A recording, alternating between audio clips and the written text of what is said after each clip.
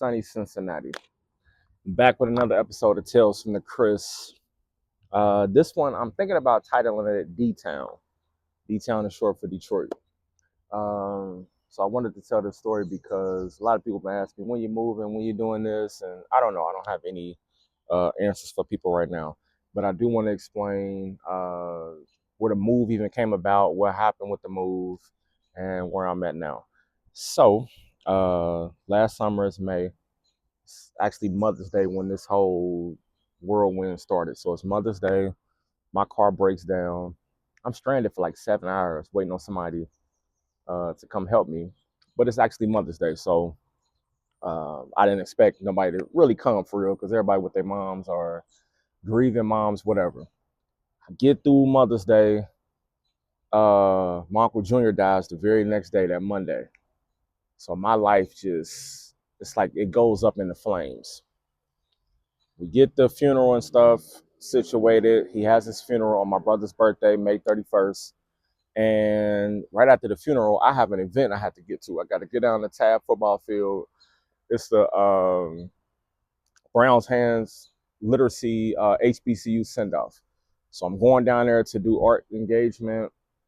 And I don't even have enough time to grieve. There's so much going on in my life. I don't even have time to grieve. It's Saturday. I get through that event. Sunday, Monday, the 2nd, June 2nd, I start summer school. So I'm teaching at 8 different schools. I'm trying to balance all of this. I'm trying to grieve. I'm trying to think and process. And it's just hectic. I got invited to a good friend of mine wedding in Detroit. Now, I haven't been to Detroit in a while. I miss Detroit. This is my second home. I'm excited to just be back up there, eat the food, see my friends, go to my church, hopefully get my beard done up there. You know what I'm saying? Like, I'm just anticipating it. I get up there. It's like the end of June, and I feel the Lord put on my heart, like, hey, where you moving to is Detroit. You moving back to Detroit. Now, moving to Detroit wasn't my plans at all. I had already been in preparation of trying to move since 2020. And especially 2021 after I left St. Monica's, I'm like, oh yeah, it's time for me to just move. You know what I'm saying? He put on my heart Detroit. I'm excited. I'm like, all right, cool. I'm getting prepped. Now I'm in the middle of teaching summer school at 8 schools.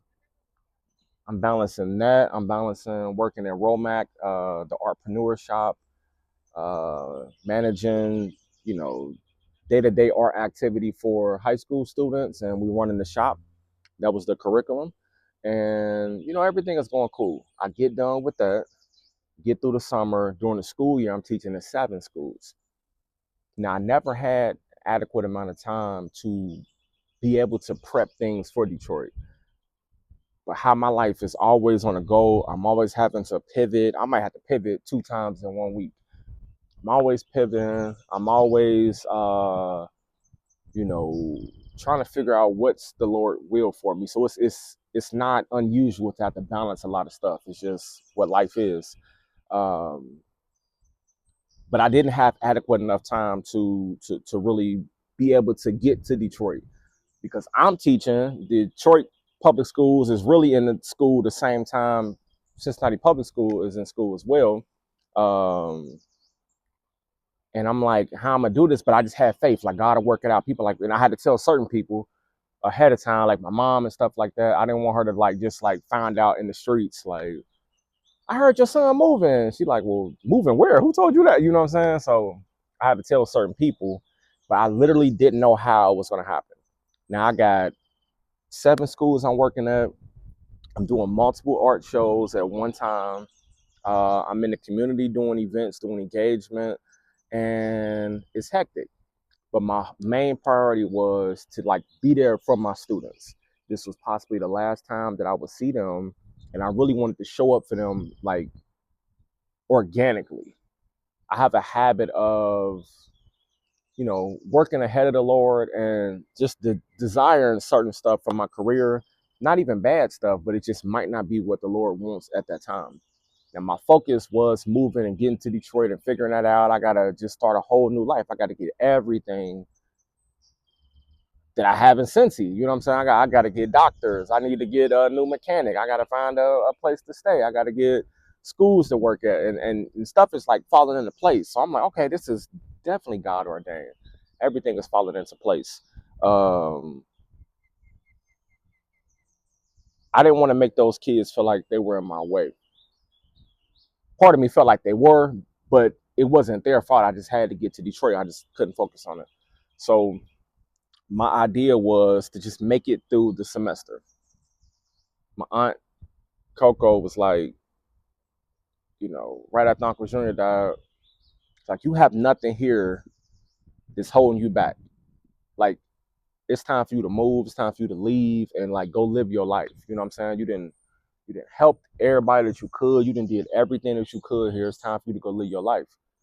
So I'm like, hey, what about my mom? And she's like, I got your mama. Like, don't worry about that. Like, you go live your life. And I appreciate people. I appreciate my auntie, man. I love my auntie. Before she had her son, my cousin Scooby, I was her son. You know what I'm saying? So my aunt one of them ones. You know what I'm saying? For her to just have my back like that was super lit. So I'm like, all right, cool. I'm getting up out of here. End of the year, we gone. You know what I'm saying? I make it through the semester, and it's sad because I don't want to leave my students for real. I done built up so much momentum, but I'm like, all right, it's time for me to focus on Detroit. We get on winter break, December 19th. That's the last day of my show at Red Tree Coffee Shop with Turtle Child, Chris and Thamum show. And I said, now I can focus on getting to Detroit. But it's Christmas. I got to get Christmas gifts, and I'm trying to like show up for my family. It's just like it's just hectic. It's still a whirlwind, but I still got faith that God is going to get me to Detroit. I don't know how it's going to happen. People, when you leaving? I'm like, when God says it's time, it's time. I don't know, but I'm in my mind. I'm like New Year's, like day, like right around that time, either before or after. You know what I'm saying? When I got on winter break, everything really just hit the fan for real. Like the flame just engulfed more. I made it through Christmas, and it was like the week of New Year. New Year's Day was on a Wednesday this year. Monday, I'm like, I don't have anything in place to be able to get to Detroit. God hasn't said anything. I don't have anything packed. I don't have my place secured. I don't have the school secured. I can't get in contact with anybody in DPS because they're on Christmas break as well. Um, so I'm like, Dad, what am I gonna do, God? Like, what's up? And that Monday, I realized like I'm messed up. Like I'm not moving. I done told all these people that I'm moving. It wasn't a scene, but the fact that I told people, and I usually don't just like tell my business prematurely like that. The fact that I told people, now I feel crazy. Now I really feel stupid. Like I didn't lie to all these people. I didn't, you know what I'm saying? I'm acting like something that I'm not. Like, you know what I'm saying? I hit the Aronoff back up, the Cincinnati Arts Association. I'm like, hey, I'm not moving. I need to get my schools back. And Jared, RIP, was like, I just assigned all your schools to another artist. So I'm like, Dad, what am I gonna do? He said, I got one school. So I'm like, well, I gotta have something. So I took it. And I ended up getting another school. So now I got two schools. Mind you, I'm used to working at like 7, 8 schools at one time. Like I'm used to like just like a hectic, crazy whirlwind of a life. And so I took it, and that's all I had. And the Lord hasn't said anything. The Lord, from the time I felt the Lord put that on my spirit in June 25, He hasn't really said anything, not anything, about directions moving forward, no clarity. Stuff was working out, was falling into place. So I'm thinking that was Him. Now everything hit the fan. I'm still here. I'm depressed. So right after Christmas up until about March, my phone is on do not disturb. I don't want to talk to nobody about nothing. Like I'm so depressed. I'm embarrassed. I feel humiliated. I feel like a loser. I feel like a failure. I feel like I let my students down. And I'm mad at God. I'm so mad at God. Like, I hate bro. And I'm just like, you know everything. Like, you knew all of this before I was even born. You knew I wasn't moving. So why would you let me leave out my schools? Why would you let me like put all this stuff to the side if you knew I wasn't moving? Like, what am I gonna do now? Still ain't saying nothing. Even right now, we are about to be in May, and he is still silent about the whole thing. I don't know what he wants me to do moving forward. I'm like, am I teaching still, Lord? Am I speaking? Am I being an artist still? Am I designing clothes? Like, what am I gonna do? He ain't said nothing. So I'm still depressed, but I'm becoming more and more of myself. I kind of like lost myself for a minute. Maybe I got caught up in who I thought I was with being able to manage all of that stuff. Maybe that's what it was. Maybe it's a test. I don't know. The Lord still hasn't said anything.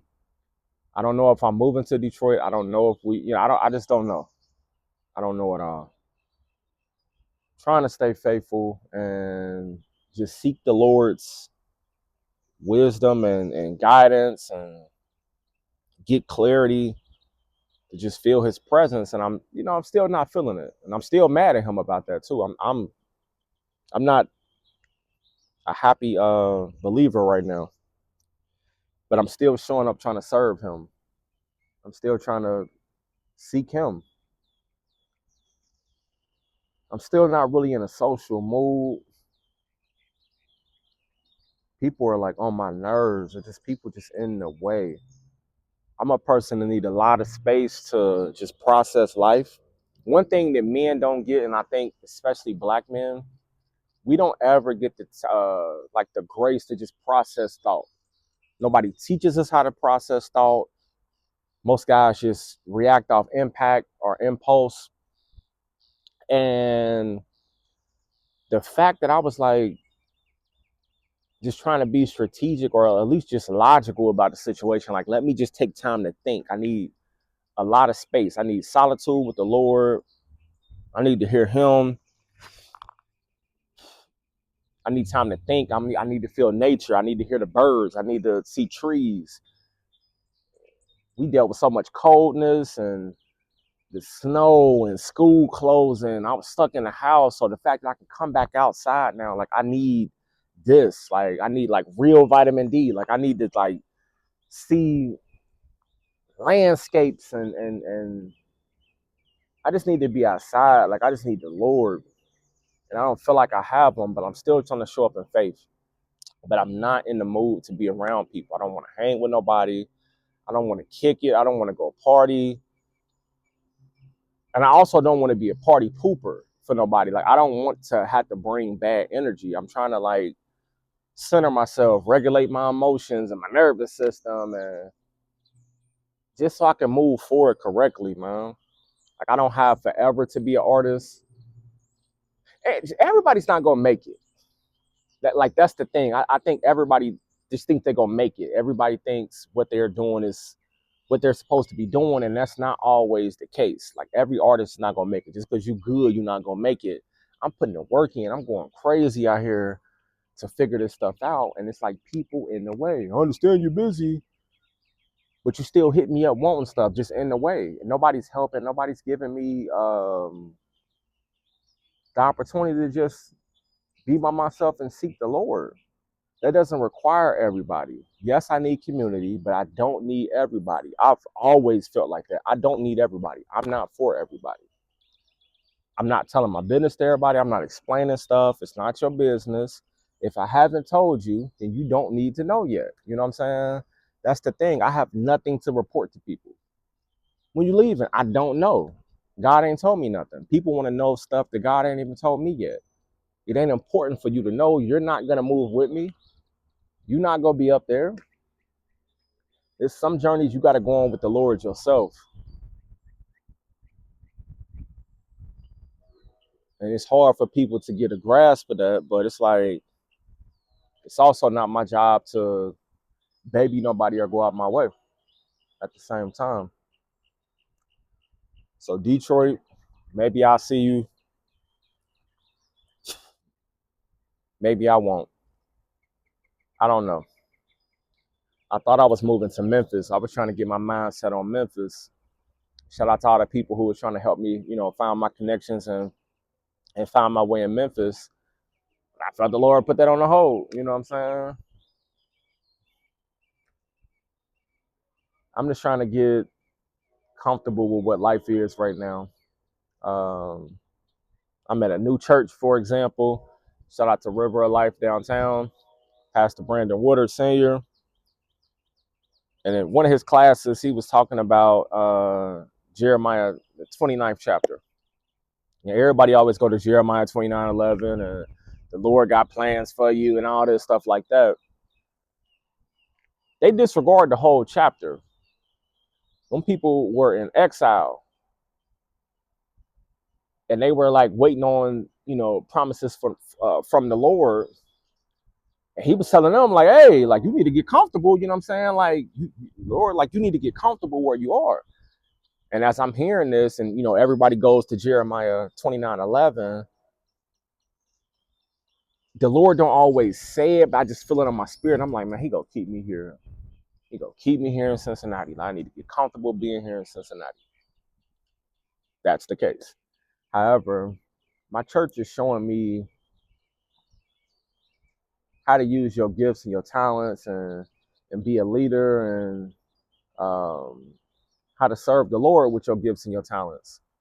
So I'm trying to get comfortable and just figure out what life is here in Cincinnati while I'm still here and just be impactful as possible. And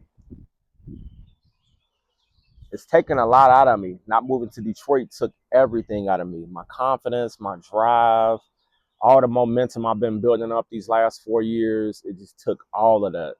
And I'm trying to rebuild that. But it doesn't require everybody around me having to talk to me. I got to keep talking to people. Like, if I don't have to talk to you on my day to day, I really don't want to talk. I don't want to check on nobody. That's all. I always check on everybody. I don't even want to be checked on. Like, I don't want to talk. Like, I really don't. I just want to figure out where I'm supposed to be at. And I just feel like I've literally used my whole life to help everybody. I done made my whole life about everybody else. I've never found out what I like, what makes me happy, what I need to be doing, what my purpose is. I want to figure that out. If I can't get to where I need to, I'm not gonna be to help nobody. Then everybody gonna be like, oh, he washed up. He used to be a good artist. He used to be a good teacher. He used to be doing this, and he just fell off because y'all was bugging. Gone. You know what I'm saying? Like, gone. Go seek the Lord's will for your life. Go figure out your life. Everybody didn't live their life. All the older people, y'all didn't live y'all life. Y'all made all the decisions y'all wanted to do, right or wrong. It is my turn to live my life. It ain't much I can do for nobody right now. I need to do it for myself. I need to give all that energy to myself. Where I'm supposed to show up at with the Lord and for the Lord, I'm always willing to do that. But if it's anything outside of that, I don't have the capacity for it. I don't have time to explain, and I don't care. I just want to be left alone. And there ain't no hard feelings unless it's hard feelings. And that's going to be on y'all side if it's hard feelings because I'm just doing me. Ain't nobody else worried about me. Ain't nobody else worried about trying to get me to where I need to go. Nobody's trying to make sure I'm cool, I'm resting, my mind is good. Am I eating? Nobody's worried about none of that. And that's fine. That's cool. For those who are, um, pouring into me and um, checking on me genuinely, I don't even want to start naming names because everybody gonna be salty. But thank you. I appreciate everything anybody has ever done for me in my art career, my life, my careers, all like whatever. Just being a professional, like I appreciate it, but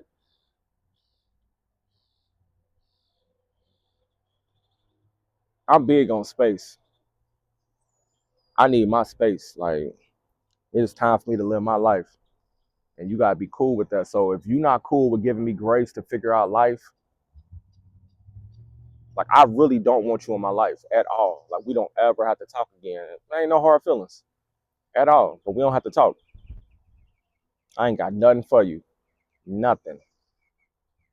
Especially if I've always showed up for you, and most people don't show up for me that I show up for. So it's like, I ain't got nothing for you no more. Like, I don't have the energy to do anything outside of figuring out my life. So maybe I'll be in Detroit, maybe I won't. But as of right now, I'm in Cincinnati trying to serve and be impactful as possible. And just stay close to the Lord.